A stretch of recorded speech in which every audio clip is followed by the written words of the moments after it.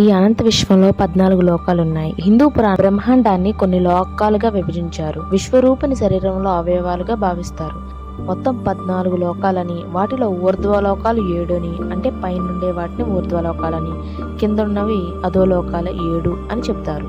లోకాలను బ్రహ్మాండ శరీరానికి అవయవాలుగా భావిస్తే మొల నుండి పైభాగం 7 అవయవాలుగాను, క్రింది భాగం 7 అవయవాలు, మొత్తం 14 లోకాలుగాను భావిస్తారు. భూలోకం పాదాలుగాను, భువర్లోకం నాభిగాను, సువర్లోకం హృదయంగాను, మహర్లోకం ఉదర భాగంగాను, జనలోకం కంఠంగాను, తపోలోకం పెదవులుగాను, బ్రహ్మలోకం మూర్ధంగాను బ్రహ్మాండ శరీరాన్ని అవయవాలుగా రూపొందించారు.